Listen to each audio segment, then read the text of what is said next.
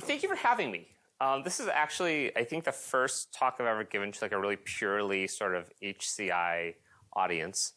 And as Michael was sort of alluding to, as I was sort of preparing this talk, I was sort of asking this question of like, how did I end up here, right? Many of you I sort of recognize from CS 155. I teach sort of the sort of curriculum around networking and security.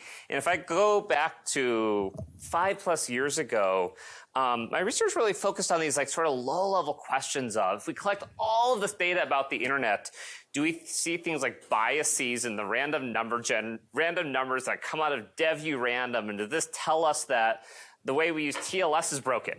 And is the way we standardize network protocols broken?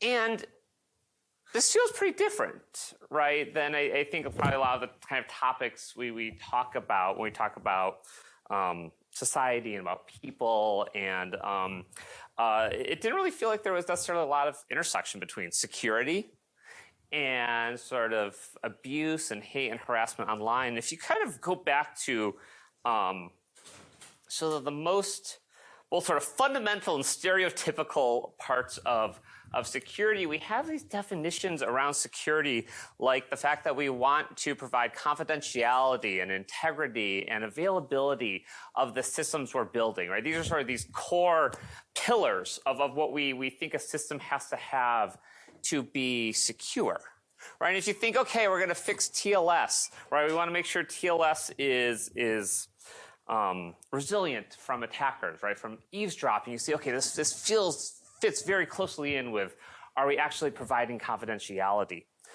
We're a community that loves threat models. And to the point where we're almost a little bit religious about having to have a threat model for really considering whether something is security.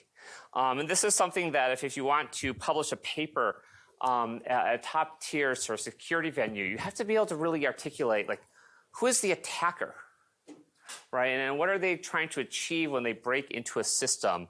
And we define security as being sort of resilient against this defined attackers. We sort of define these safety mechanisms of what secure looks like, and what are the capabilities that this attacker has. And again, this doesn't feel quite like hate and harassment, right? I think we sort of thought about hate and harassment as sort of interpersonal conflict on the internet, not as there being this like clear attacker, which is the nation state trying to deploy ransomware or to achieve financial gain. We like to think about attacks in these stages. We have this notion of what's called the kill chain.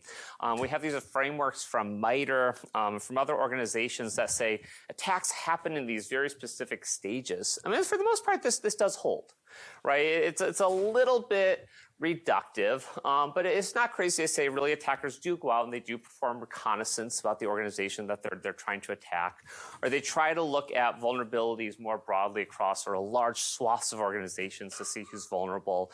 They figure out how can they sort of get initial access into an organization, right? How do they sort of crack that outer shell? How do they get in? How do they build persistence within that organization so that they can carry out attacks long term? They figure out how they can move laterally within that organization. How do they get from that edge into sort of where the meaty, juicy details that they want to steal or encrypt for ransomware are located in the organization. And they figure out how are they going to sort of extract and exfiltrate data. And we like to think about, when we build defenses, this sort of notion of defense in depth of at each one of these layers. What are the defenses we can build before people get to the next stage? And sort of simultaneous to this, like I think living in this sort of ecosystem or this set of abstractions, I think there are a lot of us in the community who are saying that we have this massive hate and harassment problem online. And I think in the back of our heads, we had some notion of like, this feels connected to security. And I don't even know if we could really quite put our finger on why in the beginning that this felt sort of like a similar problem space to us, that there was this harassment happening online. And in part, it could very well be that in a lot of these organizations, like Google and YouTube and Facebook and Twitter, actually, the security organizations were the ones being tasked with sort of preventing much of this abuse. A lot of them sort of fell into these positions of being the ones trying to protect against this, even though we didn't necessarily really know why, per se. It was just sort of this feeling in the back of our head.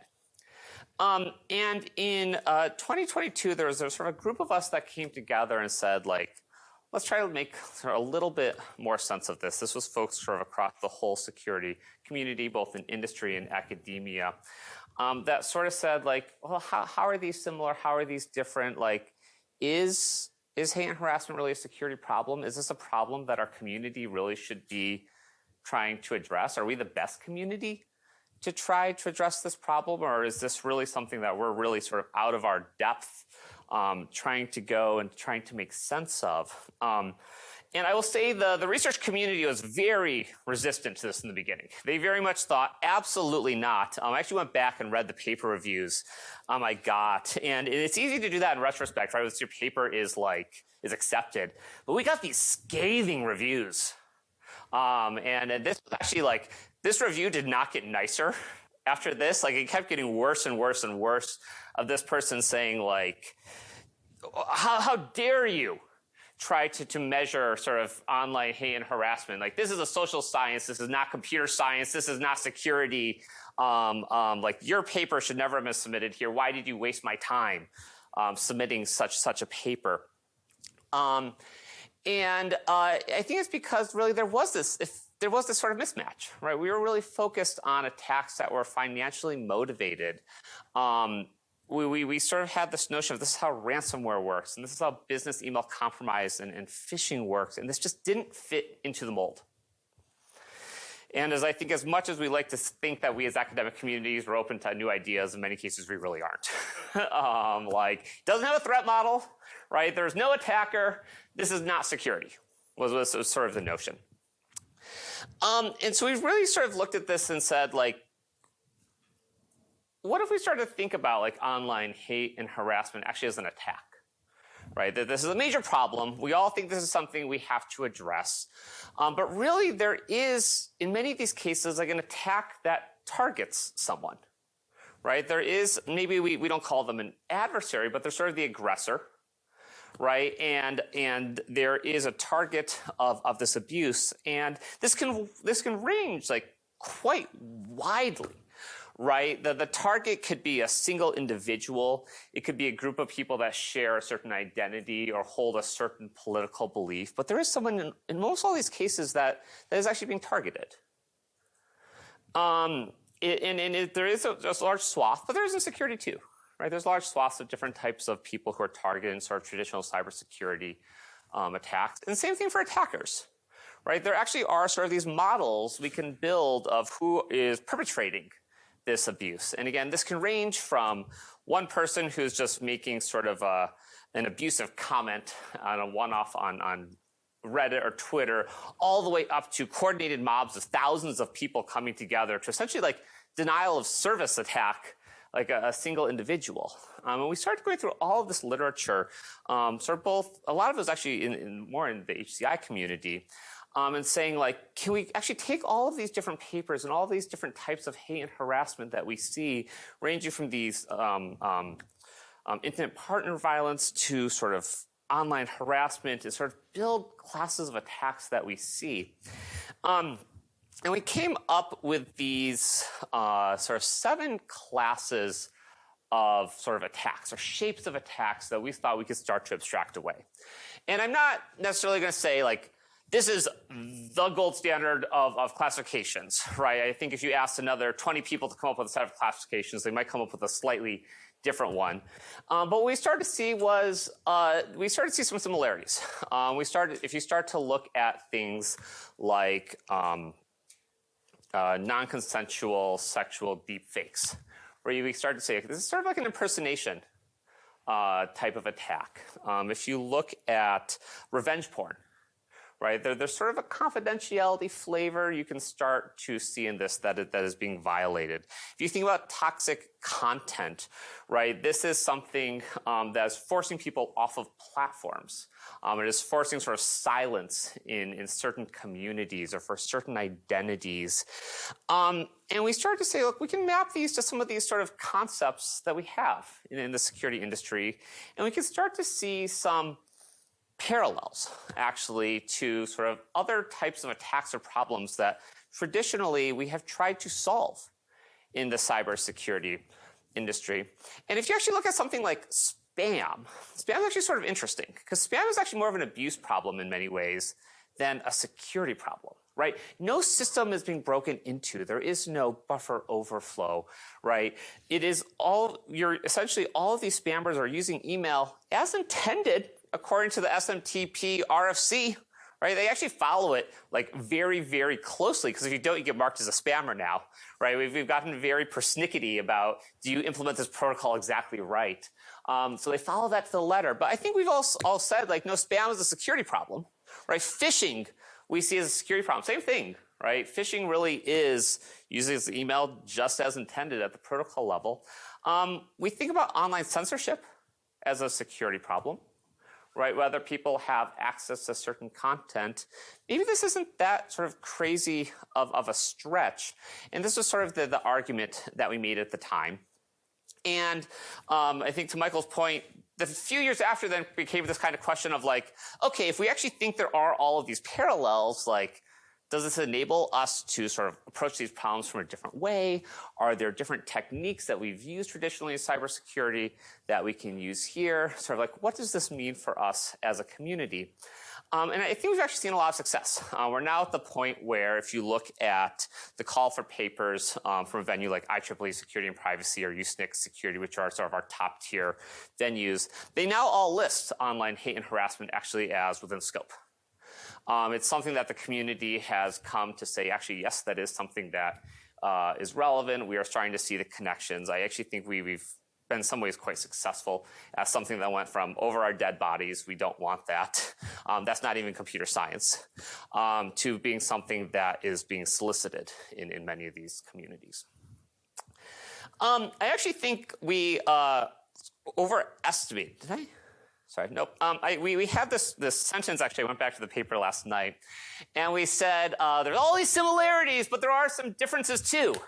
In security, we like to think about like cost centers and how we can like break, sort of add friction within these attack chains. Interesting, Catherine wrote a paper like 2 years later, which said the most effective way really at addressing many of these hate sites is actually looking at the revenue streams, which was a paper that Stefan Savage had written about 30 years ago in the security community and run a MacArthur for. At the time of saying, stop just looking at all of these technical pieces, go look at the money flows. It turned out that actually the exact same thing applied to many of these online hate sites. It turned out that lots of these sort of technical solutions that we had of deplatforming them and saying, you can't use these hosting providers or you can't use these domain registrars, played out pretty much the same way it did in the security community. They moved to a bunch of Russian bulletproof hosting providers. These sites, for the most part, all stayed online. They were able to find new homes just the same way that spam did. And sites hosting child sexual abusive material sort of moved. The exact sort of same pattern came out, that the most effective thing to do is if you were able to get ads off of a site, and if you're able to get them thrown off like a donation provider like PayPal, that was actually what was effective at having some of these hate sites sort of disappear. So I actually think we saw ourselves short a little bit. And we came into this originally thinking about this sort of on the hate and harassment side. And I actually think we learned the same thing too about another issue that isn't quite security, which was misinformation and disinformation. And sort of saying at the same time too, it's like we felt like there was these connections between security and misinformation. And they weren't necessarily tangible all the time, and we hadn't really approached it from that way. But you could absolutely think of a disinformation campaign as an attack, right? It's an attack against sort of users' cognition or understanding of the world against them. But there again is sort of an attacker, and there is a sort of a target in most of these cases. Now, does this get really complicated and gray and messy sort of when it goes sort of transforms from this intentional disinformation to being misinformation, which is just more organically sort of repeated? Yes, absolutely. But it doesn't mean that there wasn't an original intent, right, when the piece of propaganda was released or whenever that sort of disinformation story was originally released. And actually, Hutch, who was now at Facebook, wrote this paper a few years later that said, this is actually the kill chain that Meta has for going after I/O campaigns on the platform at the time. And it looks nearly identical to actually sort of the kill chains we traditionally used in cybersecurity. It turned out, if you actually look at the actors, for example, in Russia, many of the same actors who are carrying out influence operation attacks are the same units that carry out cybersecurity, sort of like traditional cybersecurity attacks. They get repurposed, but it's the same military units that are carrying out both. And the attackers are sort of using the same techniques. We've also seen sort of the merging of all of these things together. Now, if you get hit by ransomware, we'll also see things like those individuals involved in making those decisions also having like intimate images released or have disinformation released about them, sort of to add to the chaos in the middle of that ransomware or campaign. We see them targeting specific individuals online. We see actually like increasingly more sort of crossover, even sort of within gang activity between these traditional cybersecurity attacks and folks carrying out disinformation about companies. We oftentimes think about disinformation, I think, mostly about sort of governments, but it also certainly exists for corporations. If you think about trying to sink someone's stock price at the same time you're recovering from a ransomware attack, at the same time your personal photos of your family are being leaked out on the internet. These are starting to be like grouped together by different sort of threat groups. And so there's always similarities if all of these things are connected. The natural sort of question was, sort of what can we learn from this? What can we use from the cybersecurity world to tackle these problems and sort of take this from this hypothesis I would say we had, that there are all these similarities, actually saying no, there are indeed several similarities here. So I have a couple different papers I want to touch on. Feel free to interrupt me to ask questions as we go through these for sure. A huge shout out to Catherine, also to Deepak, and to Hans and others who have been involved. She really pushed me on this and said, I really want to work on these topics. These are critical sort of problems we need to solve. And we had to sort of wade through and figure this out of how did these pieces work together. So the first paper I want to talk about is one that Catherine led that looked at how do we help journalists essentially use social media effectively. Now, if you talk to a lot of journalists, especially folks from marginalized identities, a lot of them will actually tell you the majority of messages they receive are just hateful, vitriolic sort of messages. It's not like, hey, we have a couple percentages. It's the majority of messages they receive on Twitter. In some cases, it's the majority of all emails that they receive are hateful messages. Sort of that is the ecosystem that they operate in. And at the same time, like, social media is actually really critical to these journalists, right? It's how they engage with sort of their communities. It's how they publish their work. In many ways, they want to know about this criticism. They don't want to operate in a vacuum. There are sort of these journalistic norms that you should be, as journalists, going and interacting with your readership and understanding their views. And so we ended up having sort of this interesting world where journalists had this need to use social media, that it was critical to their profession, and at the same time, the majority of everything they receive is hateful messages. So you can't just say, hey, don't use social media, don't use Twitter, don't use email. And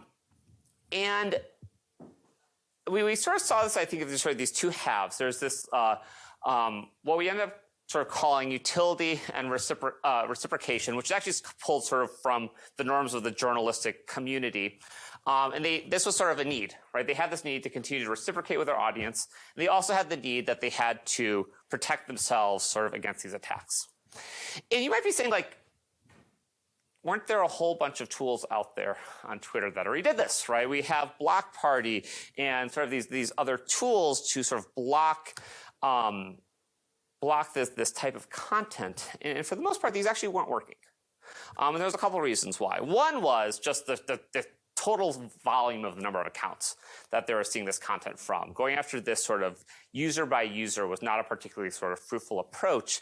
But more fundamentally, sort of this whole notion of blocking things was actually a problem. And I think when we think of saying, okay, we're just going to block someone on Twitter, maybe that seems fine. But in many ways, to many of these journalists, this was actually sort of enabling the attackers. It was telling the attackers they won. It was telling attackers that they didn't want to sort of hear from them. And newsrooms came out and said, actually, we don't want you blocking people.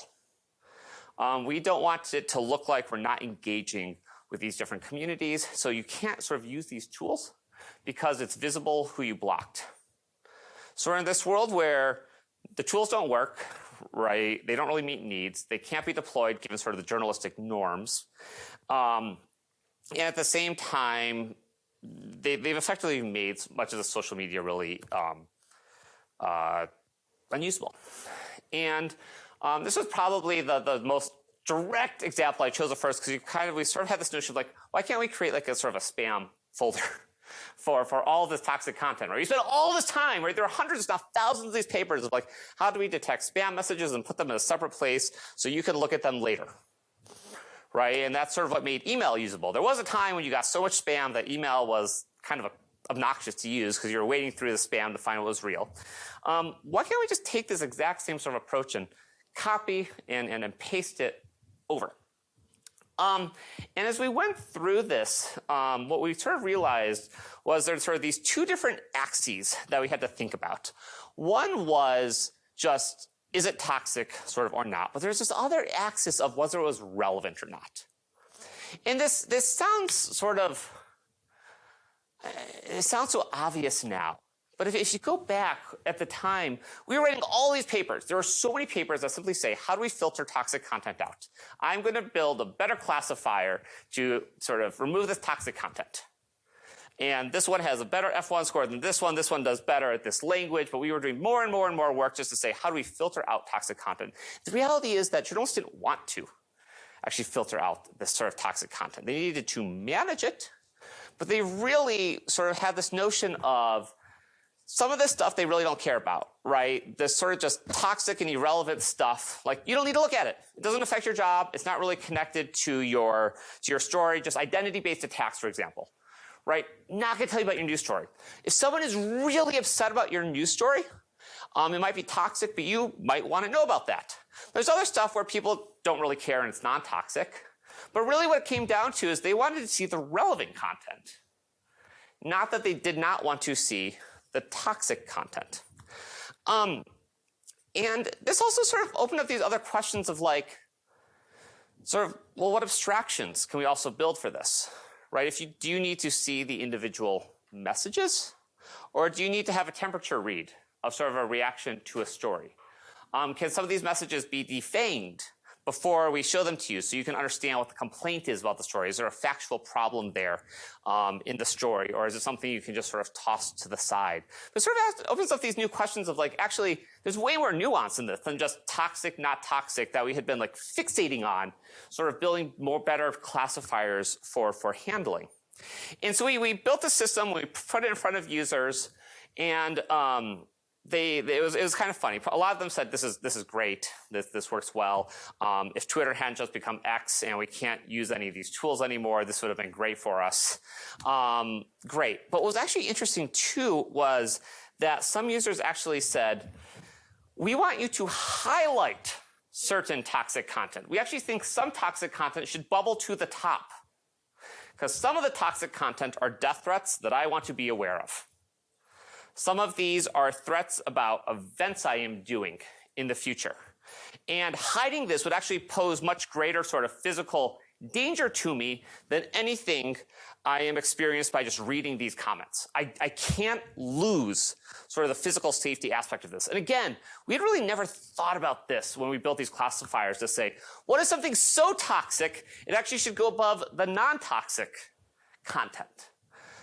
But again, there's sort of this nuance there, and participants really were quite concerned and said we would not actually pick up this tool or really any tool like this if it's actually obscuring sort of what's actually critical to our physical safety here, which I think was just interesting, right? We sort of went in thinking that there was sort of the similarity to spam, and there was, right? You can absolutely see some parallel here, but at the same time, right, there's much more sort of nuance in what users actually needed here. In a second case that we looked at, this is a paper that is sort of forthcoming this summer. We started to look at the underground economy for MrDeepFakes. So MrDeepFakes is the largest open sort of marketplace for essentially soliciting and posting non-consensual sexual imagery. It is the most open and also, I would say, least terrible, probably one of these platforms. It gets much, much worse as you sort of go into these private sort of communities. But this was something we looked at too, because this is another sort of something that had happened in the cybersecurity space for a long time. Was we went and we sort of injected ourselves into these underground forums, in these underground sort of discussions to understand how people are mounting attacks, how they were conceptualizing attacks, how much things cost, what were the actual sort of roadblocks or constraints on carrying out these attacks. We sort of had this similar thought of does understanding these underground economies that is sort of powering some of this abuse also lead to sort of interesting insights? MrDeepFakes has sort of two halves. One is what we call a tube site. It looks like YouTube or what you sort of expect from a generic pornographic website. And there is a community forum. And that community forum is used for soliciting deepfakes of specific individuals, as well as sort of getting support on creating your own deepfakes. And in the last couple of years, right, actually, attention has sort of gone up quite a bit in this platform. It's a little bit unclear right now if it's starting to tail off a little bit, like 2024, 2025. But sort of in the period we were studying this, quite a bit of growth. At that time, when we studied this, there were about 40,000 posted deepfake videos on the website that had garnered about 1.5 billion views. And I think the first thing that jumped out to us is these are not small numbers, right? This is not necessarily sort of a fringe underground ecosystem. If there are billions of views on these sites, this is something that is sort of starting to be a little bit more mainstream than maybe we wanted to believe it was. And in this case, there was close to 2,000 users who'd actually uploaded deepfake non-consensual videos of people for public viewing on the website. And MrDeepFakes sort of proclaimed itself as being a celebrity deepfake site, which is sort of this weird line to draw of saying, well, if you're a celebrity, non-consensual sort of deepfake adult material is okay, but if you're not a celebrity, then it's not. And we can put that to a side for a moment. It also, for the most part, these rules are totally unenforced. If you actually look at sort of the metadata of who is being targeted, a lot of them are celebrities. A lot of them are musicians and actors, actresses. At the same time, there was sort of this long tail of other folks. And for the most part, there are videos sort of all over the place of non-celebrities here, which really these posted rules that say this is ethical because we're over here had gotten completely unenforced, saying, look, there are certain standards that these can't be videos that harm people sort of based on a very specific definition were also completely unenforced. For the most part, this was sort of an open market.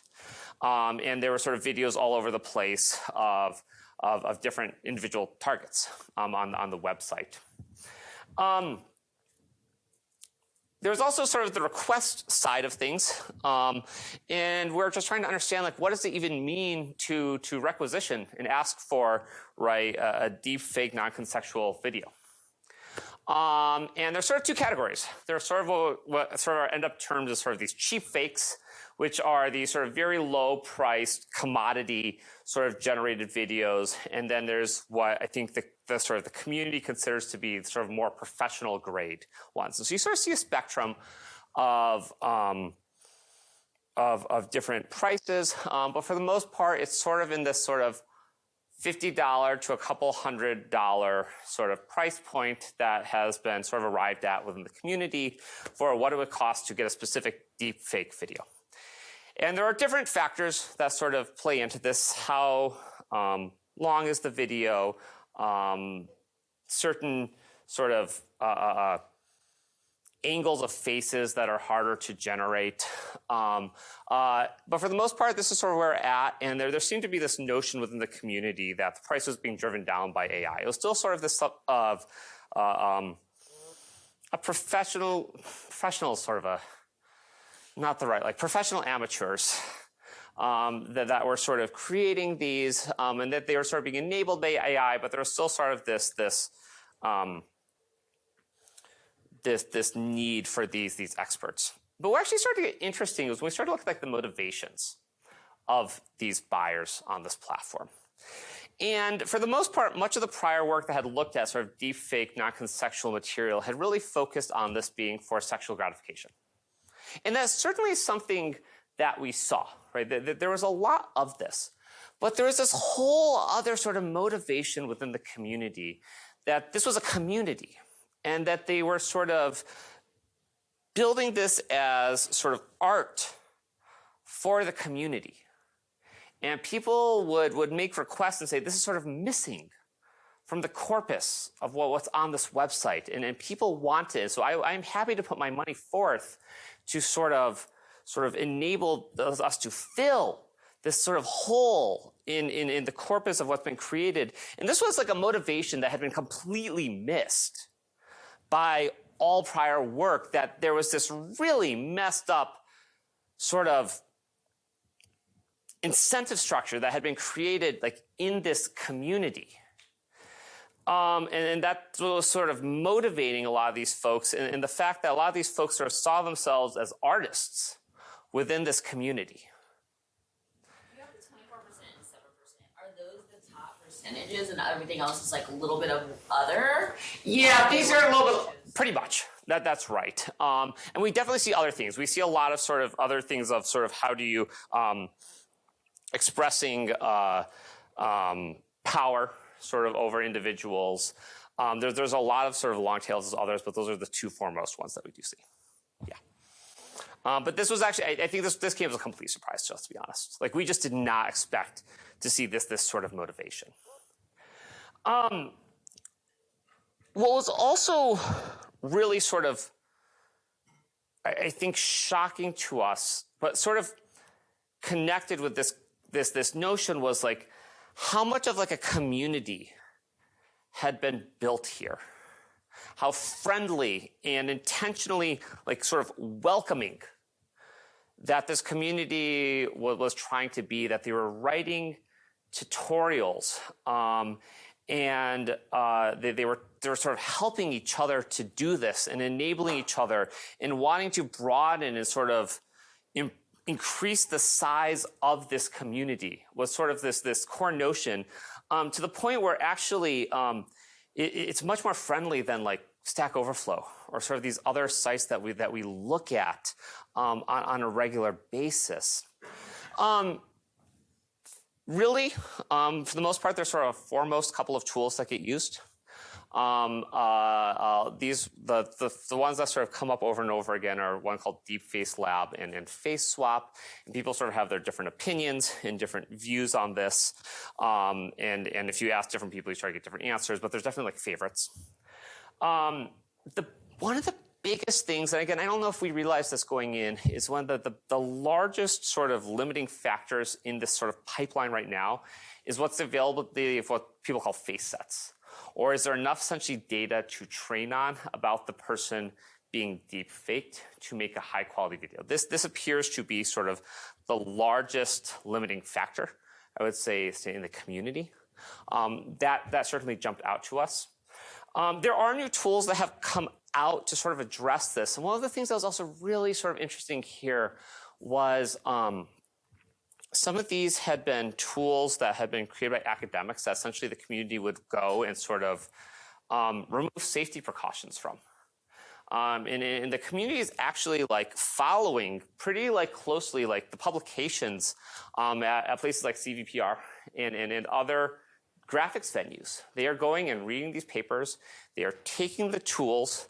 They are removing any safety precautions. They will fork the project, and they will make it available sort of as an alternative. And that's like Rope was this fork that did exactly that and gained quite a bit of popularity doing that. But it's really interesting. I mean, I think to think like, again, this isn't sort of a couple of niche people in the basement sort of doing this, right? This is thousands of people that are reading sort of academic publications as they come out at these venues, taking the tools and making them sort of usable for their peers on this community. One of the other limitations we saw was GPU hardware. It takes GPU, right, sort of cycles to do this. The preferred platform for generating deepfake sexual abuse material is Google Colab.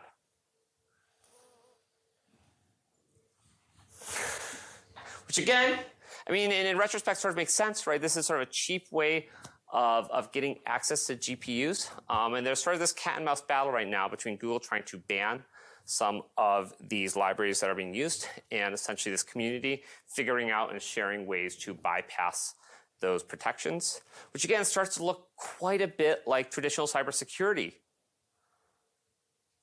Right? This is sort of, there's always this cat and mouse game in cybersecurity between sort of the defender and the attacker. And we're in the same thing here, but for access to GPUs.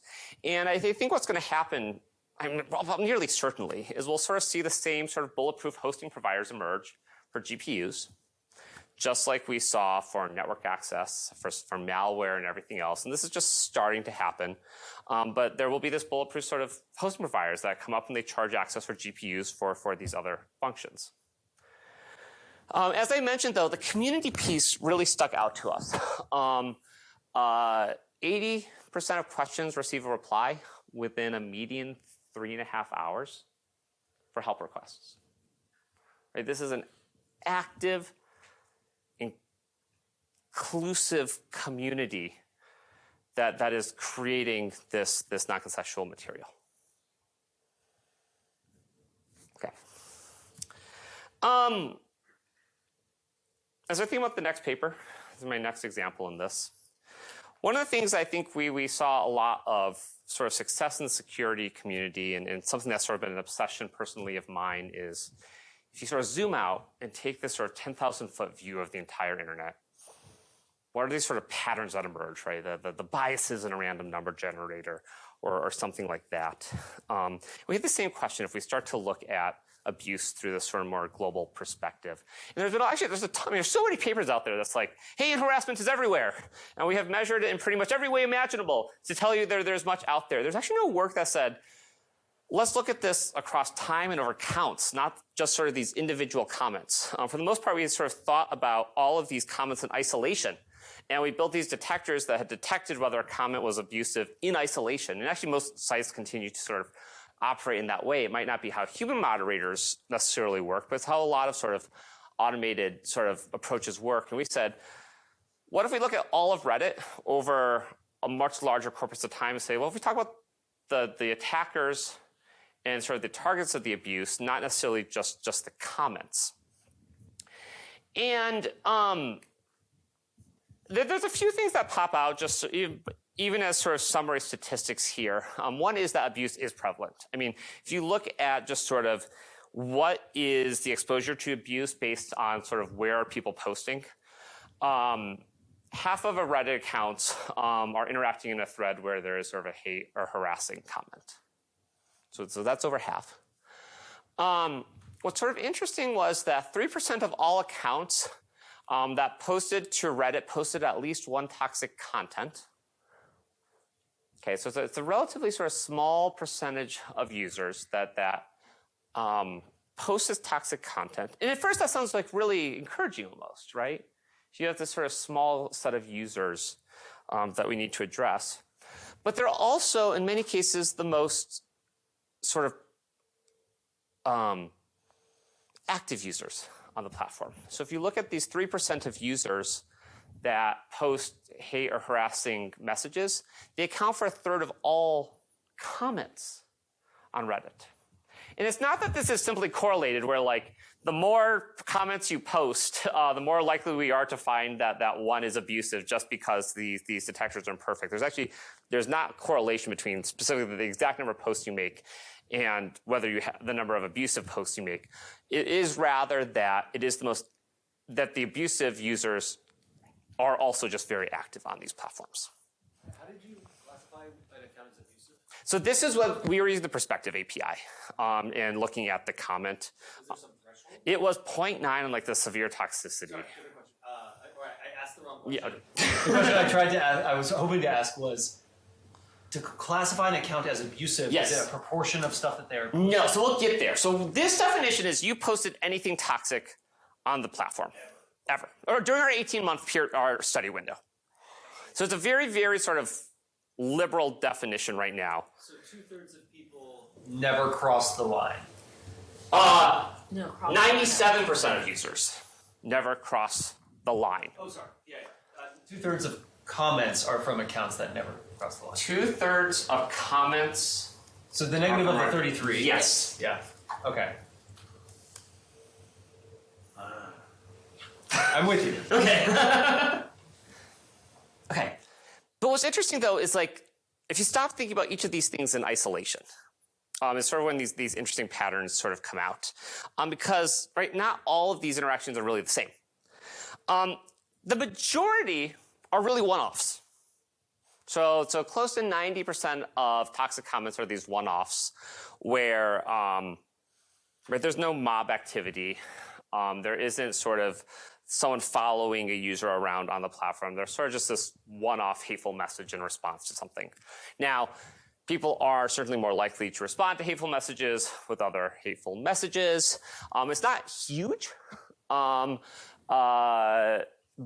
it's about 18% of responses to toxic content will be toxic, which makes sense, it's higher. What's sort of interesting, though, is a lot of these abusive contents really are rarely abusive in all the sub-communities they're in. If they're posting all over the place, they tend not to sort of be uniformly toxic. They tend to be sort of toxic in sort of one specific place, or a couple of different places. It's not random. And so what we did and what we really wanted to understand was sort of like, are there different personas of attackers or sort of different classes of attacks that are happening here? And what we started to look at was not just had you posted sort of a toxic comment, but also like were you violating the norms of that community you were in? Like some communities are simply more toxic to one another.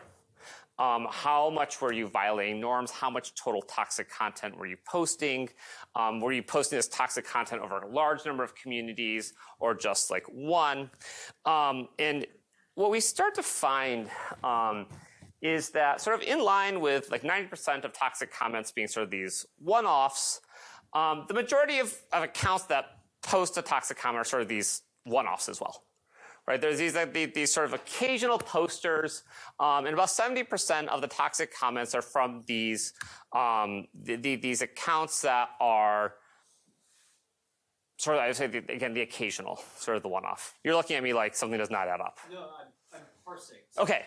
Just to make sure I follow, did this filter out sort of throwaways that only had a few posts, or is this all? This is including, I believe you have 5 posts to get pulled into this. Okay. I'm compiling. Yeah, okay. I feel compiling and confusion are quite the same. But I think what's interesting here is like the solution for sort of trying to prevent sort of abuse around these one-offs, it might be a tractable problem in some cases, if these truly are one-offs. There's sort of 2 other sort of personas. There's one that sort of sits in the middle. That's sort of this moderate one that is toxic in a larger fraction of communities. It clusters differently, but I'm not sure if there's like a super clear like, wow, this is totally different and it needs a sort of unique solution. It's sort of like the one in the middle. It happens. The distributions sort of get us. On the other side, you have sort of these serial sort of abusers, which are folks who are pretty much posting toxic content everywhere, right? And there's actually about 4% of the accounts that posted toxic content are the folks that are really the sort of vitriolic users that are posting this hateful content everywhere.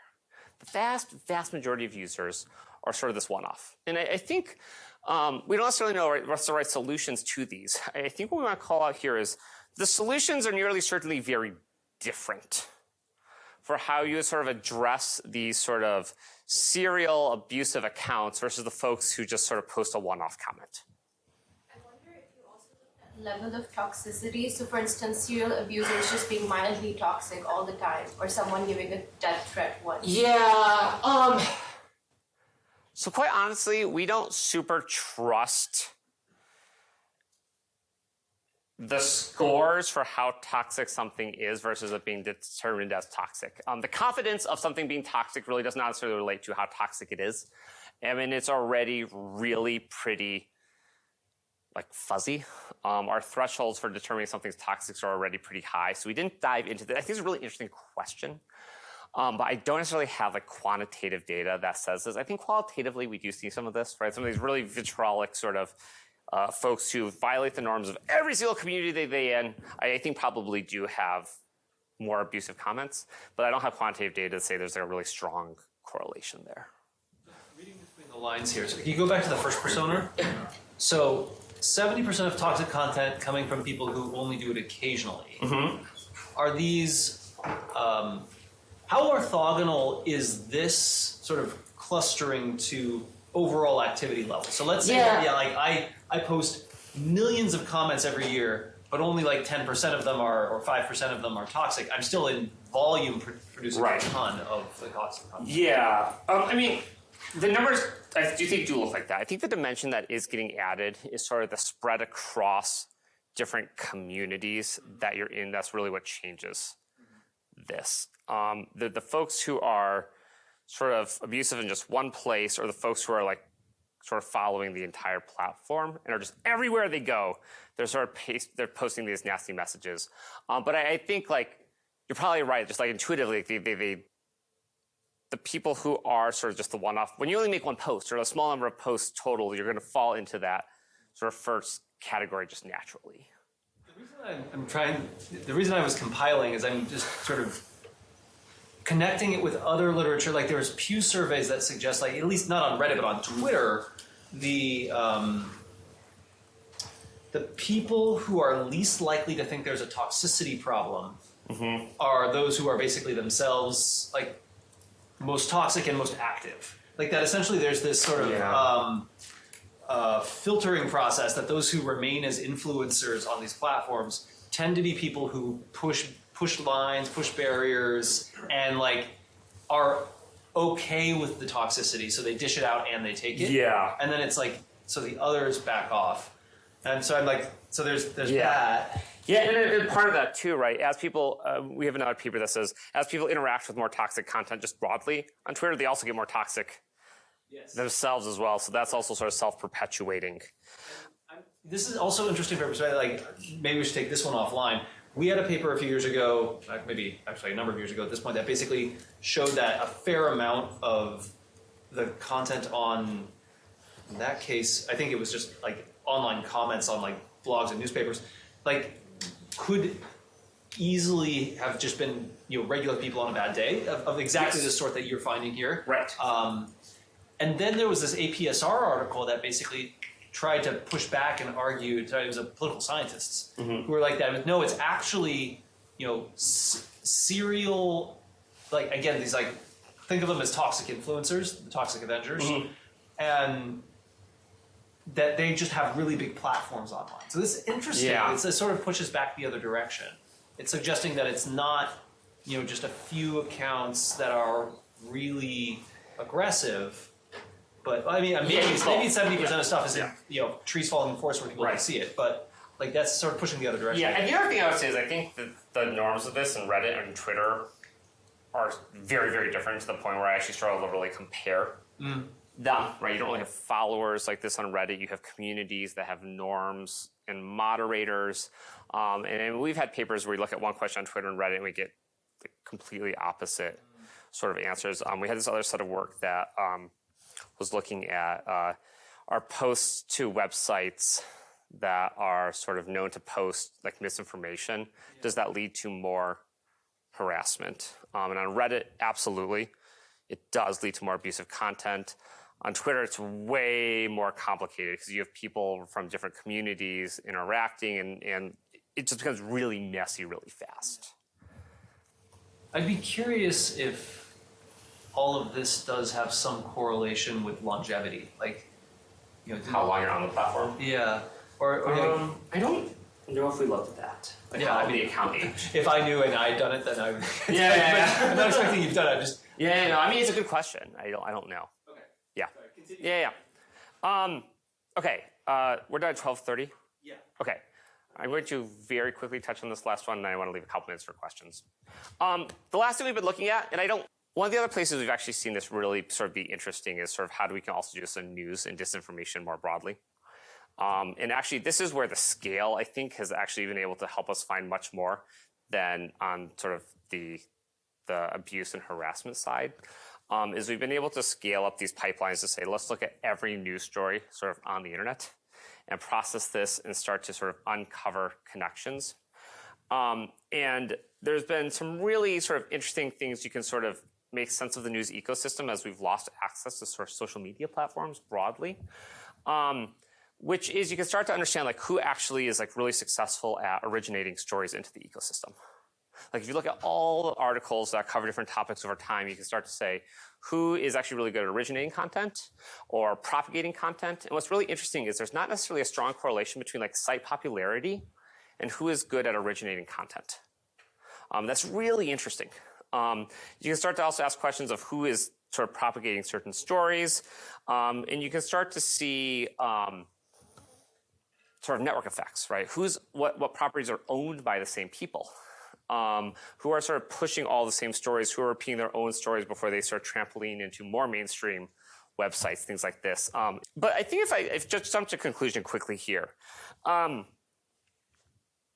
think in a lot of ways, we've sort of had a lot of success actually sort of trying to make sense of some of the space, sort of what we've learned from the security community. Now, this isn't to say, right, like, if you didn't have all these priors from the security community, you wouldn't have approached this, I think, the same way, or that you wouldn't have come to the same conclusions. These are the priors we had sort of coming into this, is that sort of we conceptualized these as attacks. We sort of conceptualized sort of what was happening in just this viewpoint. And I think it's hard to say it's helped, right? It's really hard to say, is it causation or is it just like, we were looking at these problems, these priors. But I think there actually has been this sort of, there are patterns that are absolutely viewable as we sort of zoom out. And we try to make sense of these broader ecosystems. And we don't simply say sort of like, let's look at all these pieces in isolation. That's probably sort of the biggest conclusion of all of this is like most things, right? If we sort of zoom out and we sort of treat this as a sort of quantitative problems, we can do these analyses over years, over tens of thousands of counts across hundreds of thousands of news articles. You start to see these patterns that start to illuminate what's going on. In all of these cases, there's a ton of nuance. And for the most part, we're missing a lot of these nuance in the way we're sort of building these tools today. Right? There's the nuance in what is abuse. There's nuance in how has this person interacted with this other account on Reddit before we decide whether this post was abusive, whether a news site is trustworthy. And here I'm sort of preaching to the choir in some sense, but I think to the security community, we have to be okay sort of with these more gray, actually sort of problem spaces. I've actually come to realize, like, I think people start to realize, like, these are attacks. But we're still in a world in the security community where we like everything to be black and white, to be honest. And we're really uncomfortable with anything that is not black and white. Like we like the ransomware attacker in the hospital example. And it was great to live in a world where things were black and white. But we have to figure out how we start to like interact and think about and make sense of this gray area. And we shouldn't sort of hide from it or avoid it because it is gray. I actually think that in many ways, these are much, much harder problems to tackle because they are gray and they don't have this black and white sort of answer when we're trying to build solutions or figure out how to defend against them. But they're absolutely problems that the security industry should be tackling as a whole. So that, I'm happy to take any questions in the last 19 seconds that I have.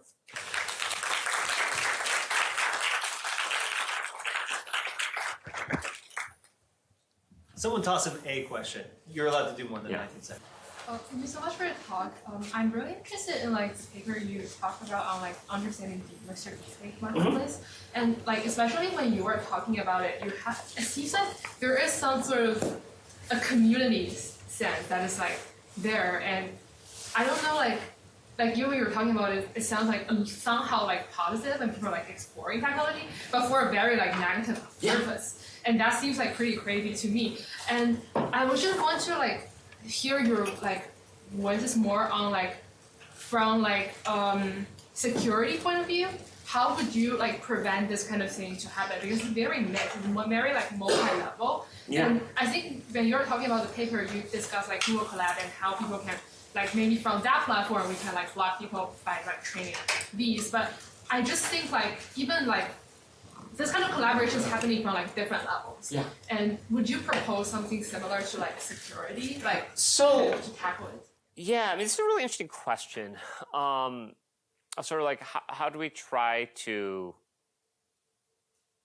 I guess, reduce this community growth or prevent that? I don't think we solved this in security. Actually, is sort of the unfortunate part. If you actually look at like ransomware gangs, like a lot of these actually in many cases are like they're teenagers who are then joining sort of like affiliate programs where they get pulled into sort of a larger ransomware like ecosystem.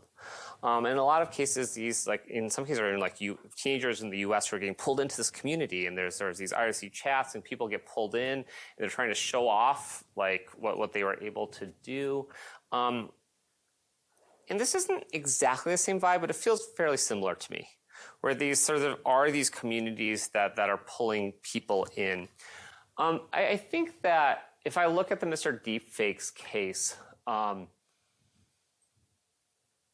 I think it's going to be hard to sort of somehow like quash this community notion. Like I think that's going to continue to grow. I think the piece we need to be thinking about is like, how did we end up at the place where this was like the ethical norm that this was okay? And that there's sort of this notion of like deepfake generated content isn't actually harmful, even if it's non-consensual. And I suspect we really need to be sort of thinking about like, as a society, how we've become to the point where there's a significant number of people who like have that view, and like how do we talk about abuse and why, right, this is an attack that actually harms someone. And I suspect it's sort of taking a step back beyond just this community and thinking about like just like why is it that we've built this community where there's all of these people that have this sort of shared ethical view of what's okay. And is that in education? Is that elsewhere? I think is a really hard question, but the question we have to ask is like, how do we sort of change that norm of what we think is acceptable in this space? And again, I think that's one of the big takeaways here is like, this is not some tiny little underground community, right? This is all happening on the open internet. There's thousands of people posting these videos and getting help in doing this. There's a large swath of people who think this is fine. And this is art, not that they are causing real harm to real people. I was just curious about the gender aspect of MrDeepFake. Yeah. So, I mean, based off of the statistics we were giving, it seemed like the majority of users were male, or people who, or the community seemed male-centered. But I was curious if there were non-male identifying users, and whether that was a kind of like essential part of it. Because from the comments or like the masculinity, it seemed like there was a gendered aspect to the closeness of the community, but I mean, it did seem like some of the subject matter was not all women or heteronormative. Yeah. We don't have any hard data on this, unless you saw something that I don't remember. But I think.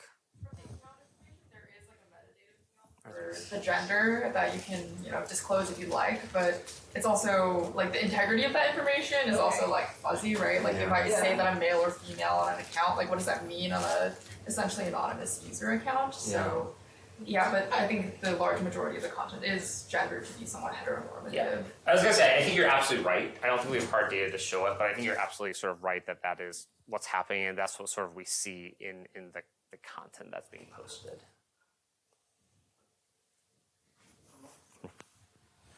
Now, how do you see the contagious aspects of some of these behaviors in online communities? How does that fit into the picture?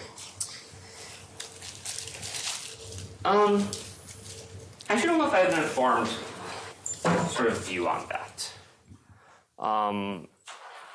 I think certainly, right, there's sort of this welcoming aspect that's certainly probably increasing it, but I don't actually know enough to say sort of how we're defining something as being contagious and how we would sort of measure that. You have a thought? Okay, great. But I think similar to the issues of like spam and fraud and that kind of traditional security abuse, there's like a strong current of like affiliate links in like the deepfake space as well. So with MrDeepFakes or these like Telegram bots or something, a lot of these things have like a affiliate link referral program. So if I spread essentially the news that this technology website whatever exists, and you use my affiliate link, then what do I get? I get a kickback in the computing credits essentially to use that same like tool or generation tool. So that could be one part of how this might spread to more and more people. So yeah. All right, should we wrap there? Yeah, thank you. Thank you.